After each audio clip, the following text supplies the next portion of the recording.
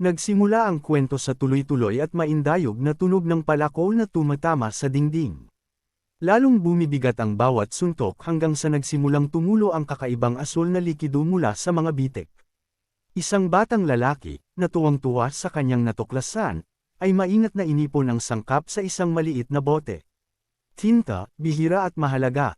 Ngumiti siya at nagpasalamat sa maliit at maitim na nilalang sa tabi niya, si Nero, sa paggabay sa kanya dito. Gumapang mula sa madilim na butas kung saan siya naghahanap. Naisip niya kung ang pagbabalik ng tinta na ito sa wakas ay sapat na upang tanggapin siya ng mga pioneering corps. Lumitaw sa liwanag, tumingin siya sa malayong lungsod, ang gitna nito ay kumikinang na may makinang, nagbabagong mga kulay. Sa mataong pangunahing lansangan, nagtipon ang mga tao upang panuurin ang isang grupo na kilala bilang mga colorist. Ang kanilang mga katawan ay kumikinang sa makulay na kulay, na humahantong sa paghanga ng lahat sa paligid. Bulong ng mga tao na natalo ng mga colorist ang isa pang higanting nilalang noong araw na iyon. Sa lungsod sila ay mga bayani, tagapagtanggol ng nagniningning na metropolis. Hanggat nabubuhay sila, mananatiling ligtas ang lungsod. Ngunit malayo sa liwanag na iyon, sa gilid ng lungsod sa distrito ng Anino, isa pang pulutong ang nabuo sa harap ng isang gusali. Ito ang testing site para sa entrance exam ng Sirang Pioneering Corps, bukas sa sinumang may kulay. Pinangarap nilang tuklasin ang Blacklands at makakuha ng kaluwalhatian. Ngunit hindi lahat ay tinatanggap. Ang batang lalaki, na nakahawak pa rin sa kanyang bote ng tinta, ay itinapon bago pa man magsimula ang pagsusulit.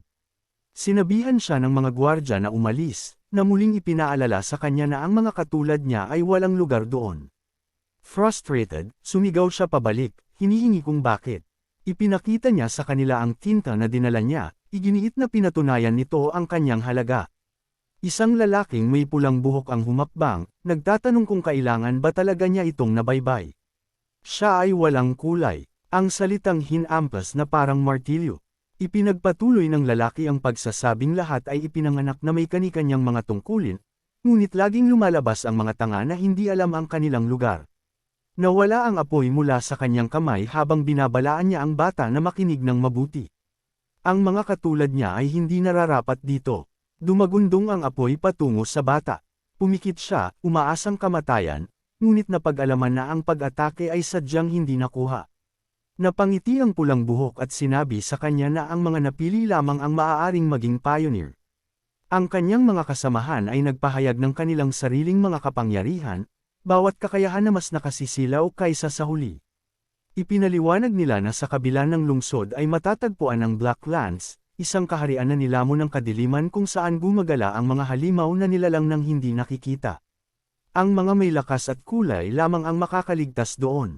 Itinaya ng mga pioneer ang kanilang buhay upang tuklasin ang hindi alam, naghahanap ng mga mapagkukunan at kayamanan upang matiyak ang kinabukasan ng sangkatauhan.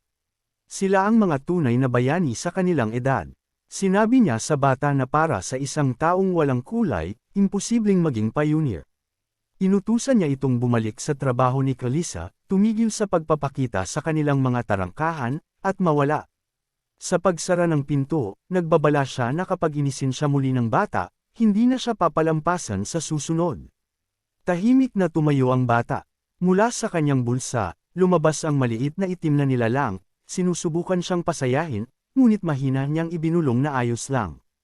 Marami pa silang lugar na maaari nilang subukan. Sanay na siya sa pagtanggi. Nakangiting mahina, nangako siya na balang araw ay siya ang magiging pinakadakilang colorist kailanman. Ibinalik niya si Nero sa kanyang bulsa. Kahit na lumaban ang maliit na nilalang, ibinulong ito ng bata na manatiling nakatago. Baka may makakita sa kanila. Pagtalikod, sinabi niya na dapat silang maghanap. Sa isang lugar na maaaring talagang tanggapin sila. Mula sa isang malapit na bintana, isang kakaibang lalaki ang nakamasid sa kanilang palitan, isang mahinang ngiti ang gumuhit sa kanyang mukha. Lumipas ang mga oras. Matapos ang paulit-ulit na pagtanggi, ang bata ay tumawid ng isa pang pangalan sa kanyang listahan. Napabuntong hininga siya, isa pang kabiguan. Wala siyang magawa tungkol dito. Maya-maya, nakarating siya sa pagawaan ni Mari. Tulad niya, siya ay walang kulay. Nang makita siya sa pintuan, malugod niyang binati siya. Maligayang pagbabalik. Kung titingnan mo ang iyong mukha, hindi ito naging maayos muli, di ba? Tumango siya. Ngumiti siya ng malumanay at sinabi sa kanya na hindi nakikilala ng mga tao ang talento kapag nakita nila ito. Sa mga mata niya, malamang na mas malakas siya kaysa karamihan sa mga pioneer. Nagkibit-balikat siya, sinabi na kahit gaano siya kagaling, walang core ang tatanggap ng walang kulay. Pinaalalahanan siya ni Mari na sa kabila ng lahat, palagi siyang nakabalik ng ligtas mula sa mga itim na lupain. Ang kanyang mga kakayahan ay paulit-ulit na napatunayan. Marahan niyang itinuwid, sinabing ito ay salamat lamang kay Nero. Pagkatapos ay iniba ang paksa, tinanong niya kung maaari niyang bilhin ang tinta na nakita niya. Sumang-ayon siya kaagad, sinabing babayaran niya siya ng maayos. Habang binubuhos niya ang tinta sa kanyang energy device, nakahinga siya ng maluwag.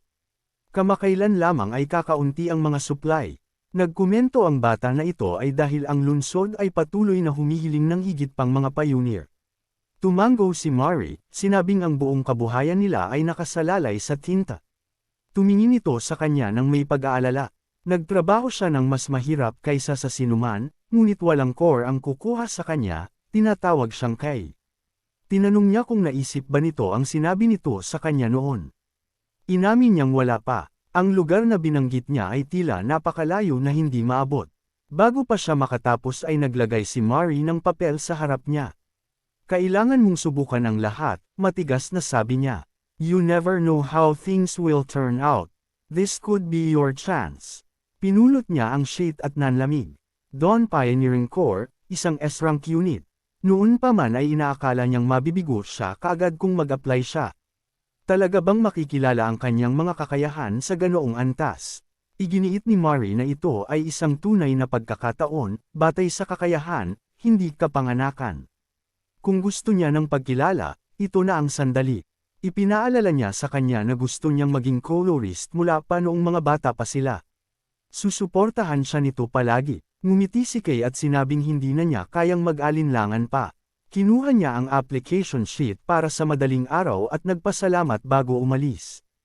Tinawag siya ni Mari para mag-ingat. Naglalakad mag-isa sa isang makipot na eskinita, muling pinag-aralan ni Kay ang sheet. Ang oras ay maikli, kailangan niyang maghanda. Biglang nag-igting si Nero sa kanyang bulsa, nakaramdam ng panganib. Kumunat ang noo niya at tinanong kung anong meron. Bago pa siya makapag-react ay may lumapit sa likod. Ito ay ang parehong grupo ng mga kakaibang lalaki na nanunood mula sa bintana. Isang putok ang tumama sa kanyang likuran. Sumakit ang kanyang katawan nang bumagsak siya sa lupa. Umalangaw-ngaw ang kanyang sigaw bago magdilim ang lahat. Nanginginig si Clay. Tumawa ang isang umaatake na maswerte siyang nakaiwas dito. Isa pa, isang lalaking may berdeng buhok, malamig. Nasabi nito na hindi mahalaga. Malapit nang mamatay ang bata.